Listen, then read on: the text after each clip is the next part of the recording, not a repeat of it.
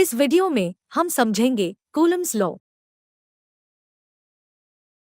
Coulomb's law, जिसे French physicist Charles Augustin de Coulomb's के नाम पर रखा गया, ये प्रिंसिपल इलेक्ट्रिकल चार्ज के बीच मौजूद फोर्स को डिस्क्राइब करता है।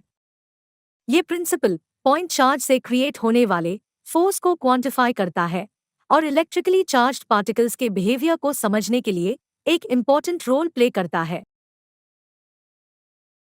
कूलम्स लॉ को हम ऐसे डिफाइन कर सकते हैं।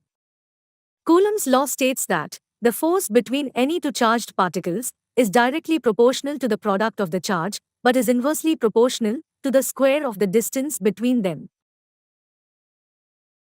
इसको हम ऐसे रिप्रेजेंट कर सकते हैं।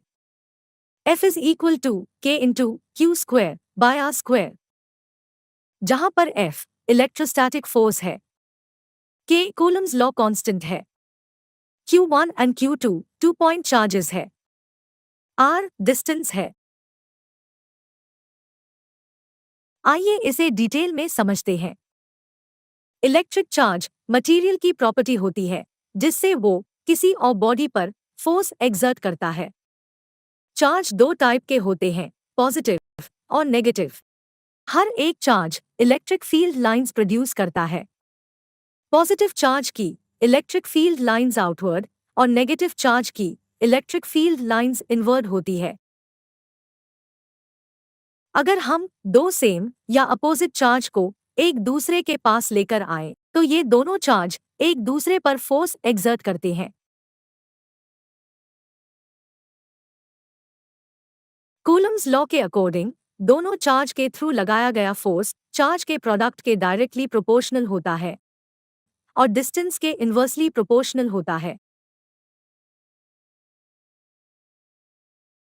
इसका मतलब अगर हम चार्ज की वैल्यू को इंक्रीज करें तो फोर्स की क्वांटिटी इंक्रीज होगी, और अगर हम डिस्टेंस को इंक्रीज करें तो फोर्स की क्वांटिटी डिक्रीज होगी। सेम चार्ज में रिपल्सिव फोर्स और डिफरेंट चार्ज में अट्रैक्टिव फोर्स होता है। Thanks for watching. If you like this video, please like and subscribe our channel.